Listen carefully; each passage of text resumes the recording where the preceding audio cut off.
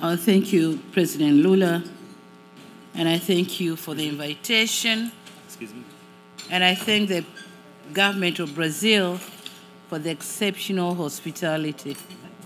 As some speakers around the table indicated, that today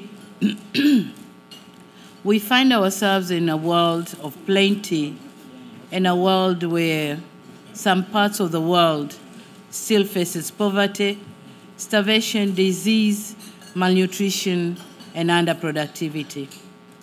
A world wherein most youthful population face challenges compounded by crisis and global policies that increase food insecurity. A world of stifle competitiveness that limit access to markets and much needed technology.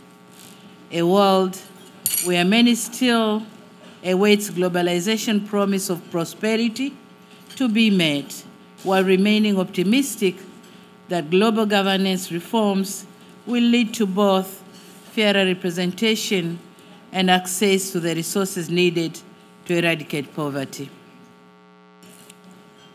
This situation, if left as it is, the question we'll ask in 2030 won't be how far we fall short of reaching the SDGs, but rather how many more people had the world left behind.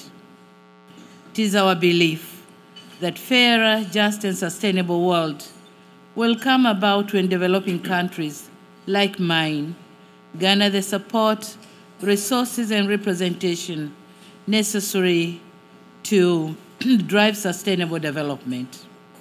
Despite this situation, however, and as constrained as we are, the United Republic of Tanzania has managed to undertake major policy and institutional reforms coupled with targeted investments to transform our agri-food systems. With almost 62% of our workforce in agriculture, our efforts raised the sector's growth rate to 4.2%, brought food self-sufficiency level to a high of 128%, and reduced poverty level to 26.4% in 2023. These achievements in agriculture sector are not without challenges. Challenges persist, and among them are limited mechanization and fertilization, and also insufficient research and development. We believe that with targeted support, we can better harness innovation, build resilience, and enable more meaningful and inclusive growth. Now, my specific asks to this G20 are for the reallocation of special drawing rights to African financial institutions such as the African Development Bank, in addition to the needed for a fair quota, a stable and predictable financing system in the existing international financial architecture. Tanzania also calls for more debt relief mechanism, grants and concessional loans that address our needs and vulnerabilities.